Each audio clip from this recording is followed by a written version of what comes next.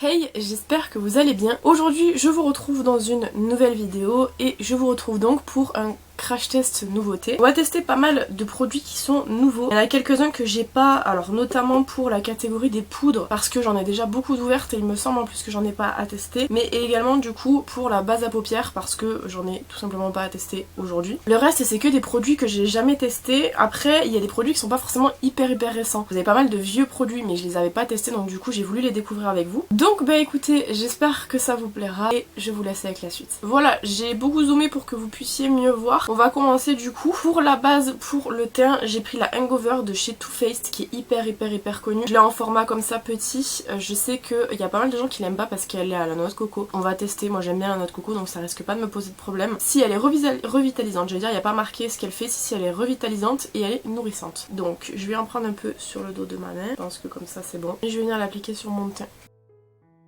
Alors effectivement si vous aimez pas la noix de coco ça risque d'être compliqué parce que ça sent vraiment l'eau de coco. Par contre moi j'aime bien l'odeur et au niveau de la peau c'est vrai qu'elle est vachement hydratante, hein, vous le voyez, enfin hydratante slash nourrissante, vous le voyez je brille. Après c'est pas hyper dérangeant dans le sens où c'est que je vais appliquer un fond de teint mat, très mat normalement. Donc du coup voilà ça risque de poser problème si j'applique une base matifiante en dessous parce que malgré tout j'ai quand même des zones de sécheresse qui commencent à apparaître. Donc bon écoutez, on verra une fois que tous les produits teints seront appliqués ce que donne la base, mais en tout cas en texture, en fini et en odeur, moi j'aime plutôt bien. Au niveau du fond de teint, je vais tester avec vous le Infait le 24h Matte Cover de chez L'Oréal qui est comme ça. Au niveau de la teinte, c'est la teinte 115 et j'avais fait exprès de le mettre de côté pour quand je reviendrai de vacances parce que du coup j'ai bronzé quoi, donc il risque plus de me correspondre. Parce que le problème que j'ai avec ces fonds de teint là, celui-là c'est Chanel qui me l'a envoyé, mais j'en ai testé, j'en ai bien testé 3 ou 4 de cette gamme-ci, la gamme infaillible, et à chaque fois la teinte était trop foncée. Donc là, j'espère que ça ira, je sais pas, on va voir. Mais s'il n'est pas de la bonne teinte, ça risque d'être problématique. Peut-être que ça sera bon. Donc j'en applique de cette façon-ci. J'ai pris une éponge qui était sale parce que du coup j'ai pas eu le temps d'en humidifier hier en rentrant. Donc du coup, dans celle-ci, c'est pas grave. Et je vais venir du coup l'appliquer à l'éponge. Je vais voir ce que donne la teinte pour moi. Ouais, ça va être bon. Bon, pour une fois avec ces fonds de teint là, d'habitude je vous dis toujours que les L'Oréal sont trop foncés, c'est ce que je vous disais juste avant. Pour une fois il est trop clair mais là c'est juste par rapport à ma teinte d'été parce que je pense que pour l'hiver il va être vraiment bien. Alors au niveau du fond de teint juste, je regarde ce qu'ils nous disent. Je crois que c'est juste un total cover mat. Pour l'instant il est relativement mat, après je viens de l'appliquer donc bon, on verra dans la journée. Tenue, longue tenue et grosse couvrance importante quoi. Donc on va voir. Ils disent que s'il y a contrôle l'excès de sébum, il y a une grande concentration de pigments, ce qui permet d'avoir un fond de teint qui est à la fois extra fluide mais en même temps avec une très grosse couvrance qui fait un effet seconde peau et qu'il n'est pas comédogène. Le fait qu'il soit pas comédogène, ça malheureusement je le saurai pas maintenant, je le verrai si je chope des boutons d'ici quelques jours, mais sinon pour le reste je suis relativement d'accord. Alors quand ils disent forte couvrance, moi ça par exemple ça couvre pas mes cernes alors que j'ai pas les cernes hyper couverts, enfin hyper apparents. Ouais, dans la caméra ça les a couverts, donc ouais ça dépend de ce que vous aimez, mais c'est vrai qu'après il a couvert quand même pas mal de mes cicatrices que j'ai à niveau d'ici, on les voit plus. Entre icrise dans ma ride du front. Mais non, sinon écoutez, pour le moment il est pas mal. À voir évidemment comme tous les fonds de teint dans la journée comment il se comporte avec le temps et tout, parce que moi ce qui détermine pour moi un bon fond de teint c'est principalement quand même sa tenue sur le long terme, parce qu'il y a beaucoup de fonds de teint qui sont très jolis sur moi dès le départ puis en journée qui graissent très rapidement et je pense qu'il risque d'y avoir des problèmes de matité avec celui-ci comme avec quasiment tous mes fonds de teint, que j'ai la peau encore une fois très grasse. J'ai mes allergies en ce moment donc si jamais j'ai mes yeux qui deviennent rouges c'est ça. J'arrête pas de renifler mais bon ça je peux vous le couper, au montage, c'est pas gênant, mais par contre les yeux rouges je peux pas les couper au montage puisque c'est mes yeux, donc s'ils sont un peu rouges, pas que j'ai fumé ou quoi, c'est juste que bah j'ai mes allergies. Voilà, le pollen vient un peu n'importe quand maintenant donc c'est un peu relou, mais bon écoutez, c'est la vie. Au niveau de l'anti-cerne, j'avais grave envie de tester le Camo de chez ELF qui est très connu. Alors ils disent qu'il tient 16 heures, c'est la référence beige warm, donc la teinte j'espère que ça ira, mais en tout cas ils disent qu'il tient 16 heures, alors il tient vraiment 16 heures je sais pas. Par contre regardez au niveau de la couleur de l'étiquette et la couleur de l'anti-cerne, je pense que quand même ça doit aller en termes de teinte, c'est peut-être même une chouille claire, mais encore une fois j'ai ma teinte d'été actuellement donc comme elle va pas rester hyper longtemps, il sera bon pour le reste du temps. Par contre il me semble que c'est celui-là qui est le dupe du Tarte, et si c'est le cas il est moins cher que le L'Oréal, donc on va voir. Je sais pas si vous allez voir, il m'a fait des taches de ouf. là, ici. C'est terrible. Je sais pas si je peux rattraper en mettant, je pense pas, mais en mettant le L'Oréal, Si, le L'Oréal par-dessus. Parce que j'ai pas envie de me démaquiller en entier en fait. Genre, on va bien filmer une autre vidéo après. Après, il est un peu clair. J'ai réussi en étirant la matière. Heureusement, le fond de teint en dessous ne bouge pas quand vous étirez la matière, ce qui est bien. Parce que là, ça aurait été emmerdant que le fond de teint bouge. Mais je comprends pas pourquoi il m'a fait ces taches. Je vais voir si c'était pas en fait un amas qui allait sur l'embout. Donc je verrai en appliquant de l'autre côté pour voir. Je vais bien essorer l'embout. J'ai encore eu ce problème de taches, notamment ici. Je sais pas si vous voyez. J'ai essayé d'étirer, sauf que ça étire pas plus que ça, donc j'ai pas envie de forcer plus. Bah écoutez, une chouille déçue quand même, parce qu'on me l'a vendu. Bon, après en termes de couvrance, il est genre vraiment couvrant. J'ai l'impression qu'il s'adapte un petit peu au fond de teint qui est en dessous, parce que là il est un peu moins clair que quand je l'ai appliqué en fait.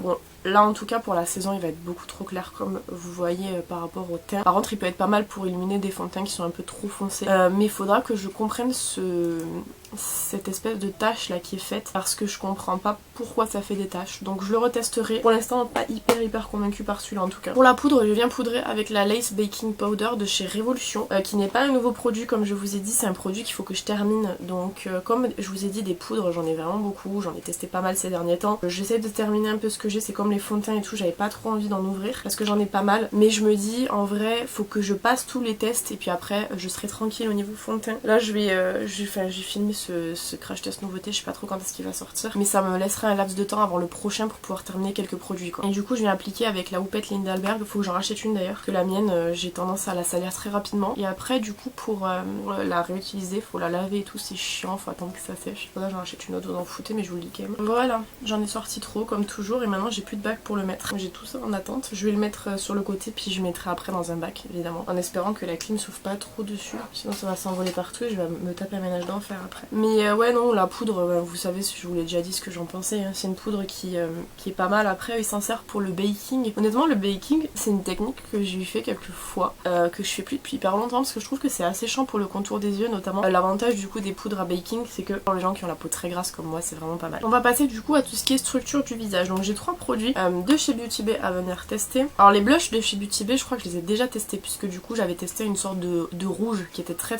joli, très foncé. Mais là j'ai du coup un bronzer, un blush et un highlighter, donc on va utiliser les 3. Alors au niveau de la référence du bronzer c'est Fawn comme ça. Et la couleur est quand même assez foncée, j'espère que ça ira. Je vais au pire en mettre très peu et estomper au max pour voir un petit peu ce que ça peut donner en termes de produits teint, parce que c'est vrai que les produits teint chez Beauty Bay sont vraiment pas très chers. Si vous avez vraiment un petit budget, Beauty Bay est très intéressant en termes de cosmétiques. J'ai déjà testé pas mal de produits de chez eux en vidéo et là du coup j'ai testé produits teint. Alors il y a des sous-tons orangés, je pense qu'il va être foncé. Je vais y aller doucement.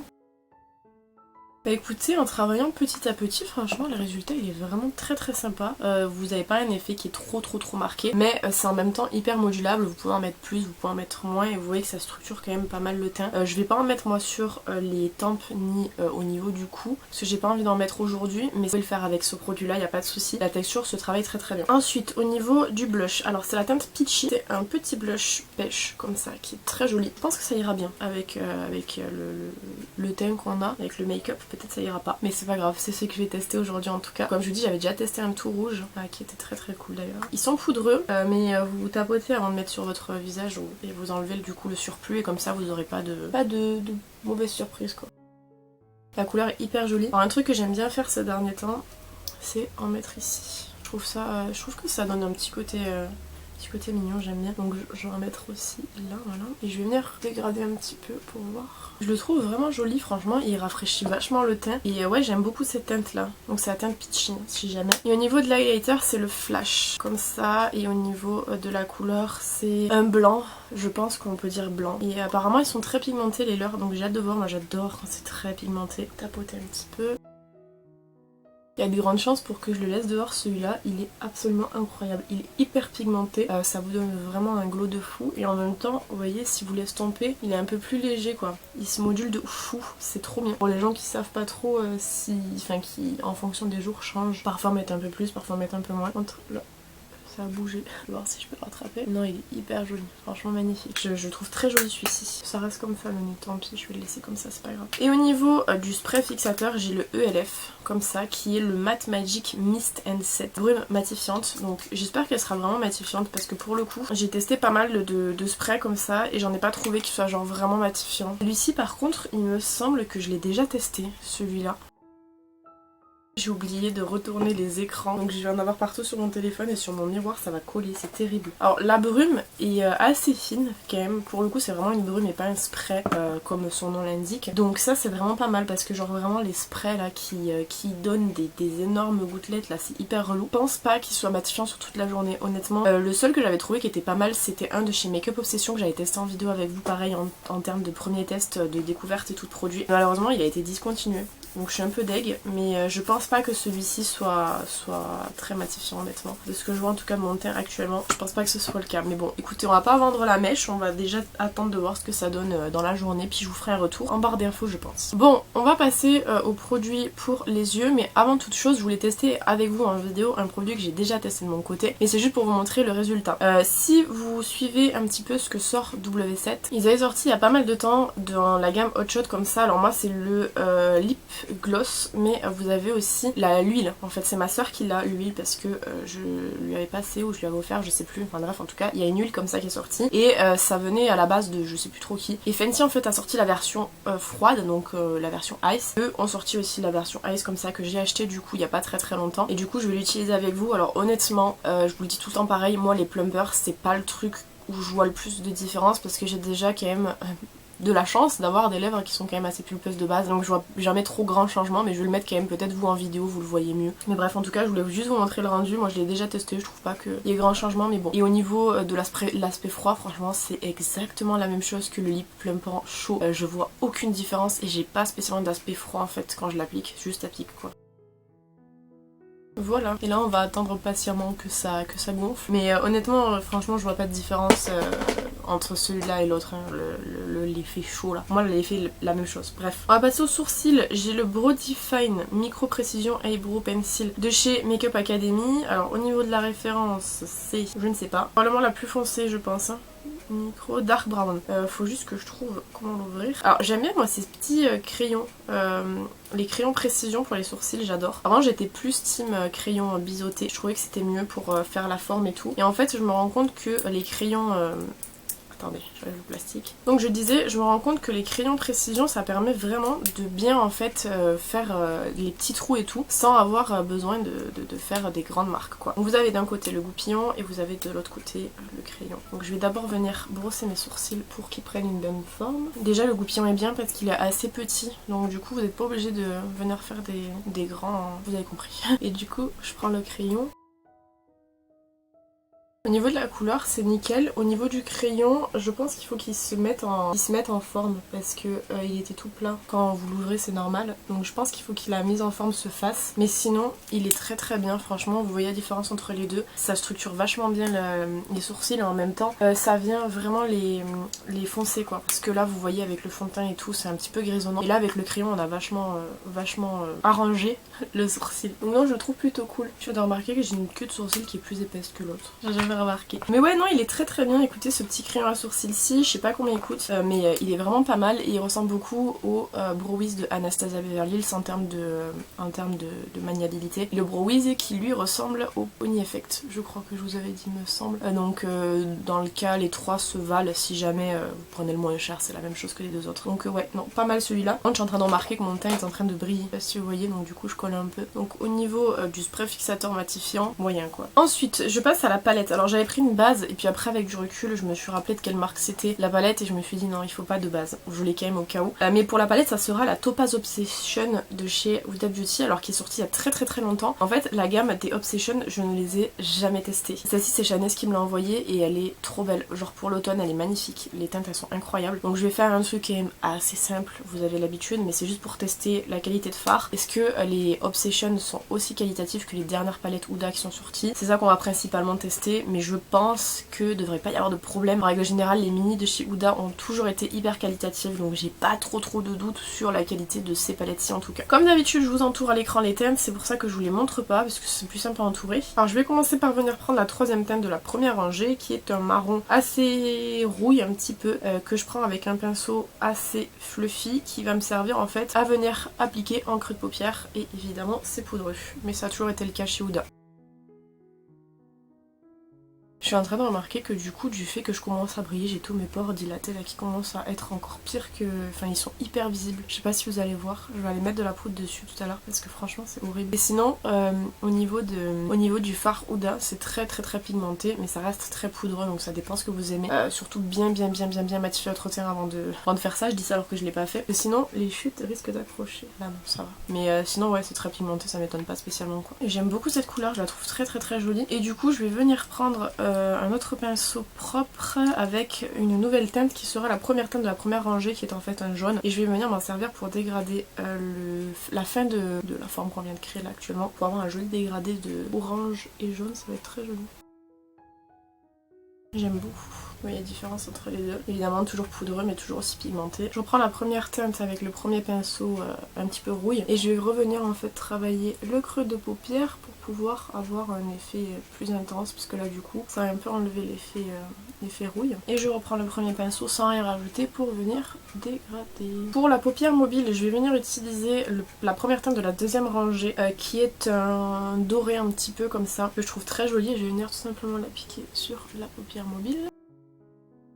Je la trouve jolie, alors après j'avoue quand même que c'est pas la teinte la plus lumineuse que j'ai vue de ma vie, mais ça reste quand même pigmenté, hein. C'est juste que c'est pas hyper lumineux. Par contre je vais essuyer mon doigt parce qu'on est partout, c'est vraiment très crémeux, par contre ça c'est hyper agréable. Si vous travaillez au doigt notamment, d'avoir des fards crémeux comme ça c'est hyper bien. Je change de lingette, là c'est dégueulasse. J'ai quelques chutes, rien de dramatique, elles ne tiennent pas au teint, malgré le fait que j'ai le teint là qui commence à vraiment partir en cacahuète.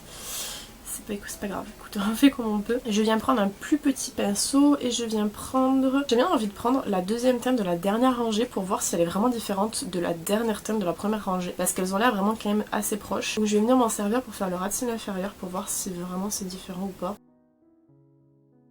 On est vraiment sur deux thèmes qui se ressemblent beaucoup. Je dirais juste que dans celle que je suis en train d'utiliser actuellement, il y a plus de rouge et l'autre un peu moins, ce qui fait qu'elle est un peu moins foncée, mais c'est vraiment hyper léger. Et du coup, cette petite teinte-ci, je vais venir la dégrader pour tester avec la teinte chair du milieu. Il va pas y avoir grande folie, je pense, mais c'est juste pour tester la teinte chair, voir ce qu'elle donne. J'ai envie de tester de faire un petit peu un liner fumé on va dire, donc je vais venir prendre la première teinte de la dernière rangée qui est un marron très foncé, et je vais venir faire comme je fais assez souvent un demi-liner pour voir ce que ça donne. Voilà du coup sur quoi on est. Je trouve que c'est pas mal le rendu, c'est des teintes que j'aime beaucoup moi, ce genre de teintes là. C'est des teintes qui me vont bien, je trouve qu'ils vont bien aux yeux bleus. Je suis plutôt contente franchement. Bon, la palette je ne fais pas tellement de la qualité pour être honnête, genre c'est le genre de palettes qui sont en général très qualitatives pour le prix. En même temps elle coûtait quand même, quand elles étaient vendues elle coûtait 30 € je crois, 25-30 € pour 9 fards, donc bon c'est un peu cher. Mais en tout cas je les trouve très jolies. Je crois que j'ai la violette aussi il me semble, auquel cas je la testerai dans une prochaine vidéo. De toute façon vous aurez comme je vous dis les vidéos en temps et en heure. Je manque pas de produits à vous tester en vidéo hein, honnêtement, donc faut juste le temps. À l'intérieur de ma muqueuse je vais mettre un crayon de chez Max More qui est le Creamy Taupe comme ça, et j'avais pas prévu de le mettre mais j'aime bien quand il y a du crayon quand même, surtout quand il y a une grande différence entre la teinte du bas et ma muqueuse. Ça va, j'aurais pu mettre plus foncé, ça aurait été peut-être mieux mais tant pis. J'aime bien ces crayons Max More, ils sont hyper cool. Au niveau du mascara, j'ai pris le mascara volume effet fossile de chez Yves Saint Laurent. Je vais le dire avant qu'on commence, mais en général les mascaras de luxe fonctionne pas très bien sur mes cils. Là c'est un petit format comme ça. Je vais pas recourber mes cils non plus parce qu'en fait mon recourbe-cils il fait que m'attraper les cils, il me les arrache. Donc on va y aller comme ça. La brosse est particulière, attendez, je vous montre la brosse. Elle est bizarre. Je sais pas comment il faut que je fasse en fait, comme ça je pense. J'ai terminé mon mascara Martine en plus il y a pas longtemps, j'ai le goût de ma vie. C'est pas le genre de brosse que j'aime bien ça, parce que je me le mets tout le temps dans l'œil, ça fait hyper mal. Bon, je mets hyper longtemps toujours à travailler mes cils, ça c'est pas une grande nouveauté, parce que je veux vraiment bien que ce soit bien travaillé, d'autant là c'est une brosse en picot silicone, si vous le mettez dans l'œil ça fait hyper mal, mais franchement le rendu il est vraiment pas mauvais, je trouve même ça plutôt joli. Je vais mettre une deuxième couche, mais déjà avec une couche c'est hyper joli franchement, comme quoi ça vaut vraiment la peine de tester et de pas rester sur ses a priori, parce que pour le coup il est vraiment hyper bien. Bon, en bas il marque un peu trop les cils je trouve, ça dépend de ce que vous aimez, moi je trouve que ça marque un peu trop, mais sinon le volume est assez fou. Je pense pas qu'il dure toute la journée parce que c'est pas un mascara waterproof et en général ça retombe quand c'est pas waterproof, mais sinon franchement il est vraiment hyper joli, je suis hyper surprise. Voilà du coup pour le rendu des lèvres, je sais pas si ça a changé grand chose, honnêtement je le vois jamais de toute façon, donc je vais retirer. Et je vais appliquer donc un lipstick, donc c'est la teinte On Fleek de la collection nude de chez Sephora, en tout petit, comme ça, trop mignon, trop kiki. Par contre, ouais, la couleur est trop belle, ils sentent bon. Par contre, je vais l'appliquer sans contour, pas hyper sûre de moi, mais je crois que j'ai pas de contour qui aille bien avec ça. Moi, mes contours sont un peu trop rosés, ou alors peut-être j'en ai un de chez Action. Écoutez, je vais tester la crème brûlée pour voir, pour faire le contour. Peut-être c'est un peu clair quand même, je vais voir. On va voir ce que ça donne. Moi, je viens de capter que il est cassé, mon contour. Et du coup, On Fleek, let's go. Alors, ce genre de teinte, je suis pas très fan sur moi, c'est pas très joli, que ça me va pas du tout au teint en fait.